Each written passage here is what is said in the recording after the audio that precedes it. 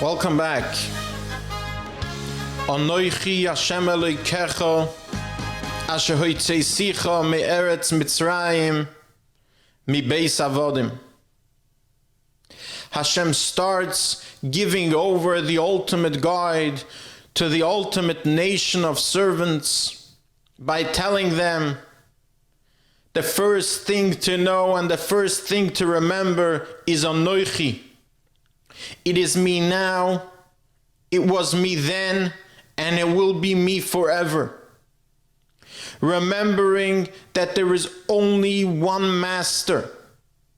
Remembering that there is only one purpose to serve that master.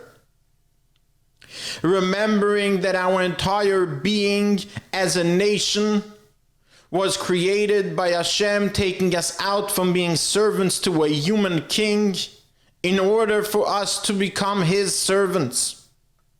In other words, even if one will want to forget the fact that this was the purpose that they were created for in the first place as a humankind, forget the fact that they were filtered through so many levels, through Avram, Yitzchak, Yaakov, the Shiftei Ka, and so forth. Even if one would want to forget all those details, remember, you were already a servant. You were enslaved to a human king, and I took you out of there in order for you to become my servant. In other words, repeating the fact that this is not about something that we want and understand. Of course, someone should want to understand. Of course, someone should spend time to understand. And of course, as we will discuss in the future, we are obligated to learn as much as possible to try to understand. But remember, first, Anoichi. First, know for a fact that I am your master and you are therefore obligated. Reason comes afterwards. In other words, we know that the first mitzvah, the first obligation, the first part of the guide is Anoichi, is emunah. Emunah meaning being faithful. Klal Yisrael is faithful to their master. They are faithful to go forward and listen and understand the guide that they are given and fulfill each and every one of its obligations. Not because of reason, not because of understanding, but because emunah, I am faithful. I am faithful to my master, and that's why I do things. Hashem himself knew that the problem Klal Yisrael would have within themselves to follow this guide would not be a lack of faith in their master. Klal Yisrael, as the Ramban teaches us, was shown so many open miracles, so many open signs, so much clarity over the generations, being able to hear father to child over so many generations going back. The fact that there is a master, the fact that there is Hashem that created the world, that they would not have a hard time believing. However, what we as human beings like to do, and what nature pushes us to do, is to believe not only that there is a master, but that we ourselves have a say in what's going on in this world. That we ourselves are somewhat of a, let's just say it out blunt, somewhat of a God ourselves, somewhat of a master ourselves, a master of our actions, a master of our wants, a master of our destination, a master of what we want to become, a master of what we think should happen in our lives. And that's why the second thing that came out of Hashem's mouth, Kaviyachol, was Lo yeh lecha Elohim acherim al panai.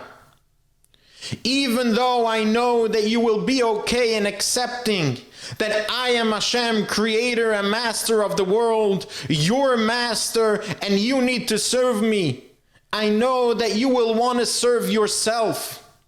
I know that you will want to serve your future self or your ideas or your own guide to life. So I am telling you, Lo yeh lecha Elohim acherim al panai. Do not create an idol. And of course, that has a simple meaning of not following any other idol in the world. But the deeper meaning, not to follow ourselves, not to make ourselves into masters, not to think that we have some type of an idea of what our future or present need to look like, and therefore I need to follow that. Not to think that I need to work in order for my ideas to work out. Not to think for 1 second that I need to create a schedule and a day and a guide on how to live my life because I have something that I want should happen at some point or another. Hashem says, no, lo yeh lecha Elohim acherim al panai. The only thing you need to be faithful to is me as your master. And if you want to know how, I have given you a guide. I have given you simple instructions to follow, that with them, as a child, I am telling you the secret of how you can become the ultimate servant.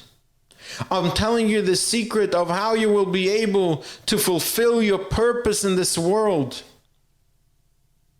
Before we continue, as we've done in the past, let's flip the coin to discuss a little bit of the emotional part of this whole journey.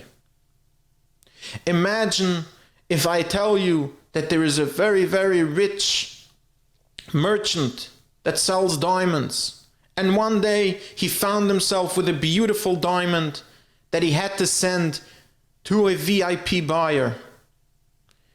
He looks for a messenger and he finds one, and he tells him, be very careful, this is an exceptional diamond.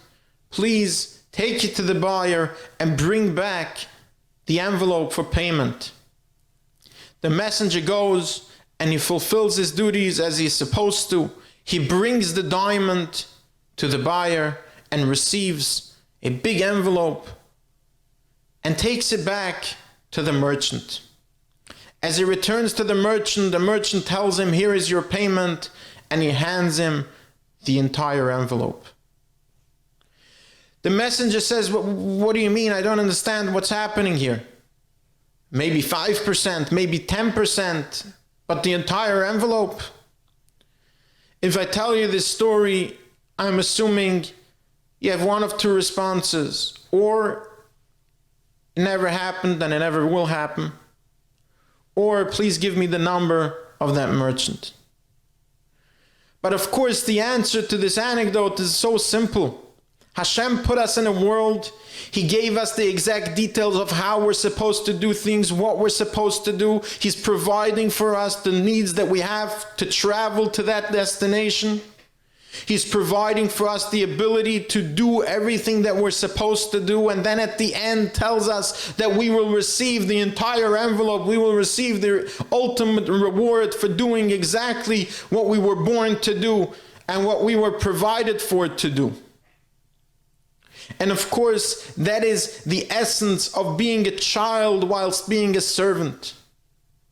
Hashem put us in a position where He said, I will tell you exactly what you need to do.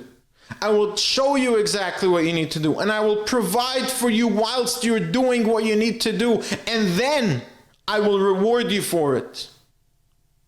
That is what it means to be a child.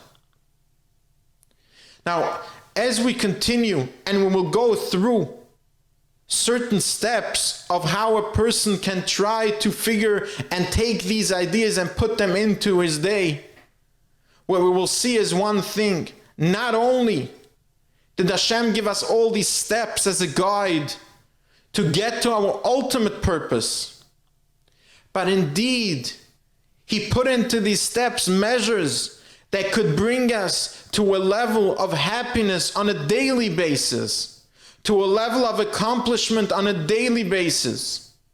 Something that will make us not just feel that eventually I will reach my purpose, but rather have a way, have a shortcut as we call it, to feeling a constant level of satisfaction, a constant level of accomplishment, a constant level of feeling I am doing exactly what I'm supposed to be doing. Unimaginable, but true. Thank you again for joining me today, and I look forward to continuing this discussion with you in the coming episodes. Have a wonderful day.